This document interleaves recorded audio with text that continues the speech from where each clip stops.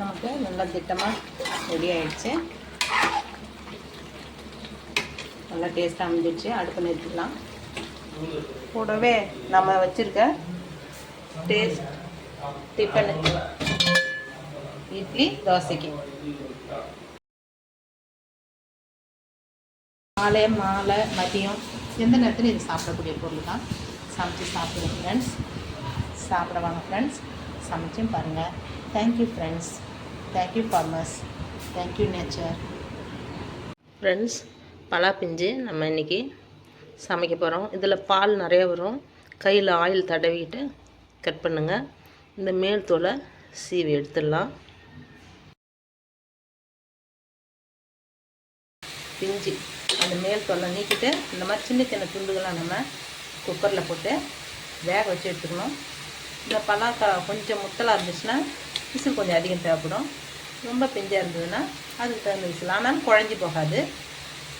இது எங்களுக்கு ஒரு 4 விசில் வெந்திருக்கு. இந்த மாதிரி சின்ன சின்ன துண்டுகளாக போட்டுங்க, நல்லா டேஸ்ட்டாக இருக்கும். ரொம்ப பெரிய துண்டுகளாக போடாதீங்க. நம்ம இன்றைக்கி சிக்கன் கிரேவி மாதிரி தான் இப்போ சேர்க்கணும். அதுக்கு வந்து வெங்காயம்லாம் வதக்கிட்டுருக்கோம்.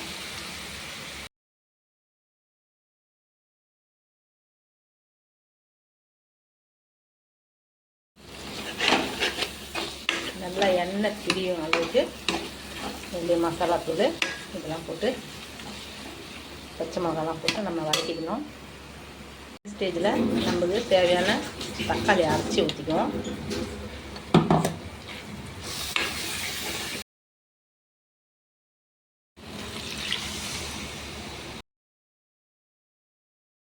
லோ ஃப்ளேமில் வச்சு நம்ம வதக்கிக்கலாம்.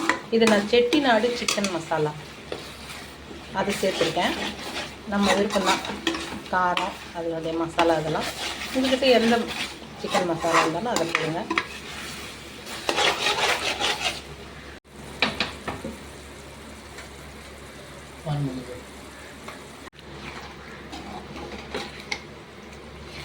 பலாக்கறி நமக்கு தொட்டு ரெடி ஆகுது. சிக்கன் டேஸ்ட்டில் இருக்கும், மட்டன் டேஸ்ட்டில் கூட இருக்கும். நமக்கு நல்லா திட்டமாக ரெடி ஆகிடுச்சு. நல்லா டேஸ்ட்டாக அமைஞ்சிடுச்சு. அடுப்பு நிறுத்திக்கலாம். கூடவே நம்ம வச்சுருக்க டேஸ்ட் டிஃபனுக்கு இட்லி தோசைக்கு